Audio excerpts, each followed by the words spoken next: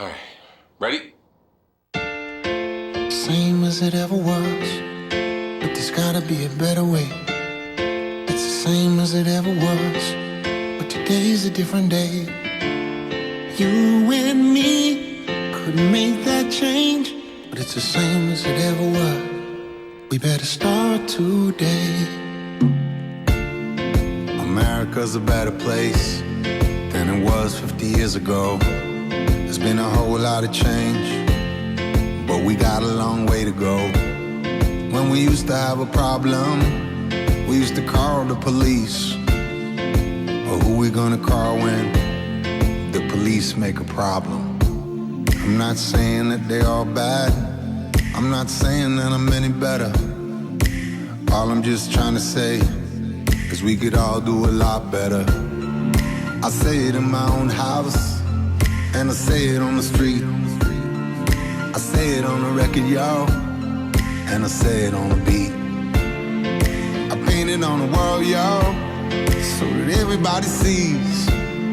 When we all see justice, then we'll all see peace. It's the same as it ever was, but there's gotta be a better way. It's the same as it ever was, but today's a different day. You and me couldn't make that change, but it's the same as it ever was. We better start today.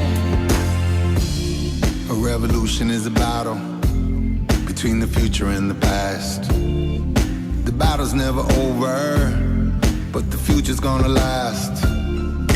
Malcolm had an ex, yo, and the king had a dream. And like Spike Lee said, yo, you should always do the right thing.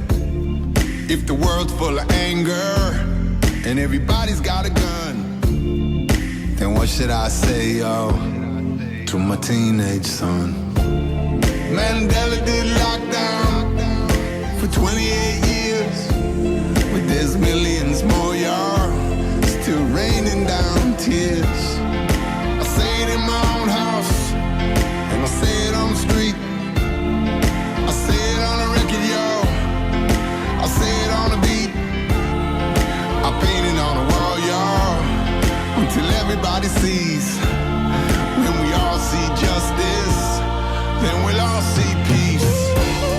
It's the same as it ever was, but there's gotta be a better way.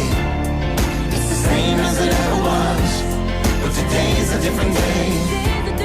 You and me couldn't make that change, but it's the same as it ever was. We better start today. They can try to divide us, they can try to increase all the pain and suffering, but this is everybody's street. There is just one love, y'all, and there is just one beat. And when we all see justice, then we'll all see peace. Same as it ever was, but there's gotta be a better way. Same as it ever was, but today's a different day. You and me couldn't make that change. It's the same as it ever was. Let's start today. Same as it ever was. We better start today.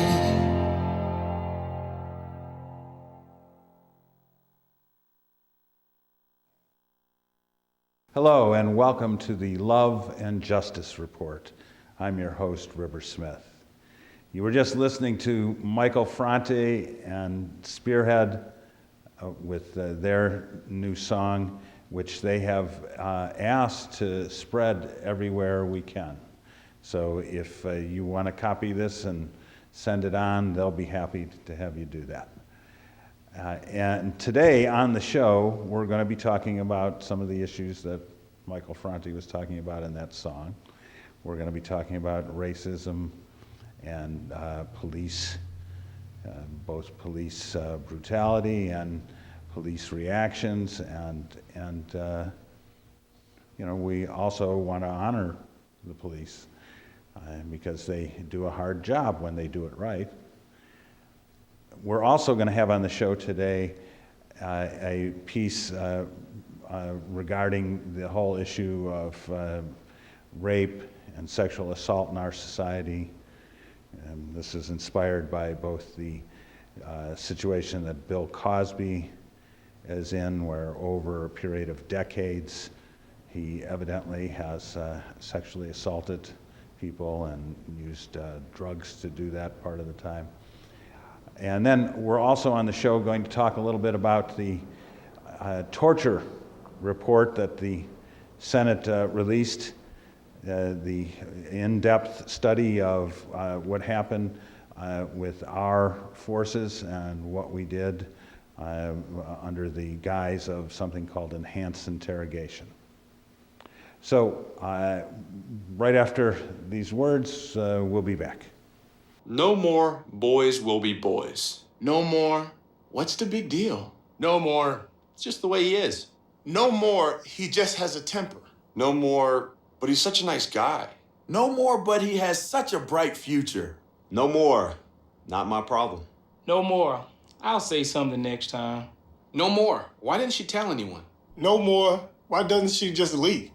No more, I'm sure they'll work it out. No more, she seems fine to me. No more, what was she wearing?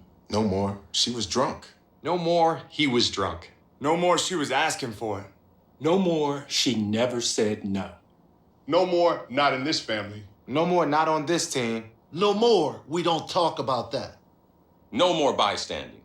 No more ignorance. No more excuses. No more.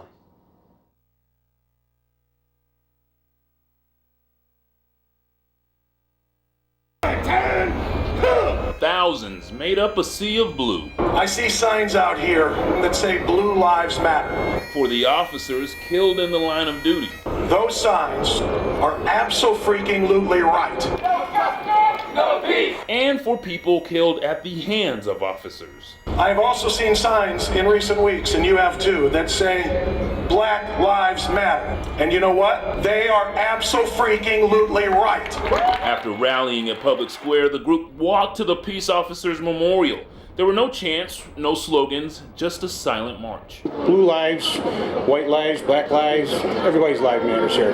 This has been a peaceful show of the silent majority is coming out, and I think people are just tired. They're just tired of what's going on across the country. This needed to happen, and I'm so glad it happened in Cleveland, and I hope it continues. I hope tomorrow it's in New Orleans or Atlanta. I already got an inquiry from a dispatcher in Tennessee that wants to do the same thing in Tennessee. Rally speakers also addressed the Department of Justice report against Cleveland police, saying that It's a fictional story. due to a higher number of arrests without the use of force. They do a job that most of us are not brave enough to do. Police officers, if need be, will take a bullet and sacrifice their own lives for their lives.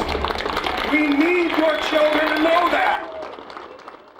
Recently, two honorable men who had dedicated their lives to serving their community as police officers, Nguyen Gian Liu and Rafael Ramos, were murdered by a career criminal who had already shot his girlfriend.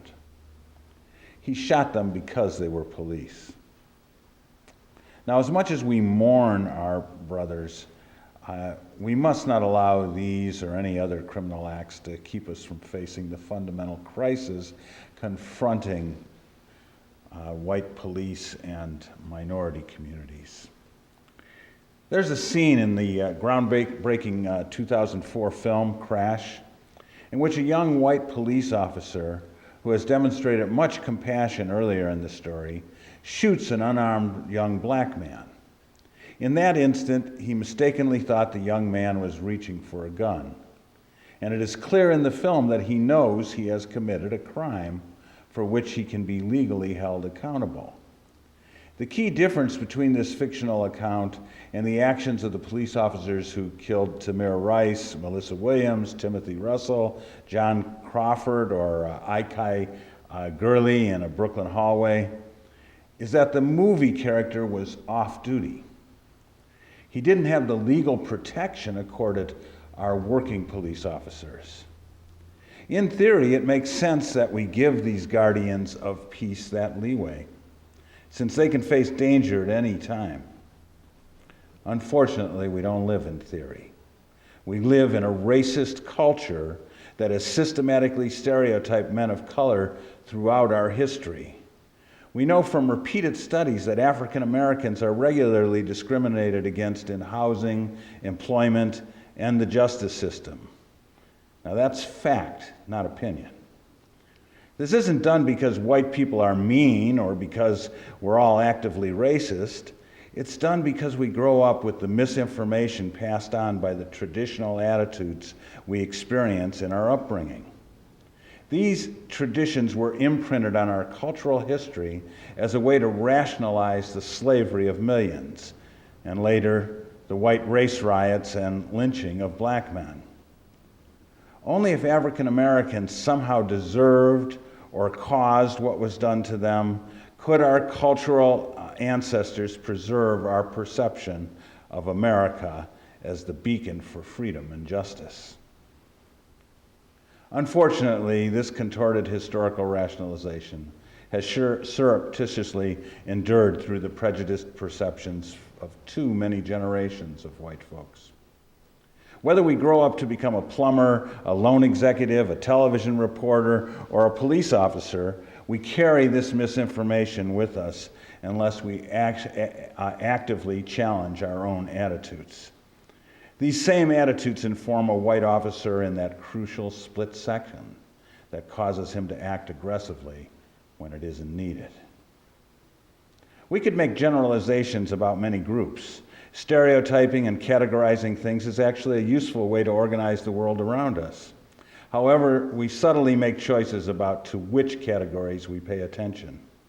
According to FBI statistics, most murders and violent assaults in our country are committed by white men, probably between 5'8" and 5'11" tall.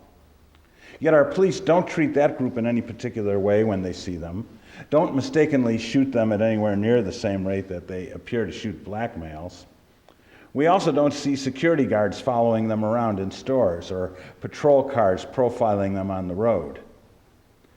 Unfortunately, among white people, there are those enduring stereotypes embedded in our group psyche about black men. They endanger these men and their sons in various ways, including unjustified incarceration, abuse, and death at the hands of authorities that are supposed to be protecting them as members of our community. Now, often in defense of police behavior, it's suggested that profiling of black men is justified because, according to FBI statistics, members of the African American community commit almost 5 times as many violent crimes per capita as members of the white community. That sounds like a big deal until we look at the actual numbers. You see, about 1 in 1,000 white people will commit a violent crime each year. That's 1/10 of 1%. Certainly not adequate grounds to profile the whole community, right? For African Americans, the number is not quite 5 in 1,000 will commit a violent crime. That's 1/2 of 1%. Is that number adequate to profile the whole community? 995 out of 1,000 won't commit such a crime. Yet how many are stopped and harassed on the street? How often are black men judged as potentially dangerous? Why? We know the answer, and it's based in white training. We also know that there are many police behaviors that harm both white and black citizens. There are many actions involving arrest and interrogation that are at times provocative and abusive, no matter what your race. It will certainly help to change police training, procedures, and practices and monitor their actions more closely.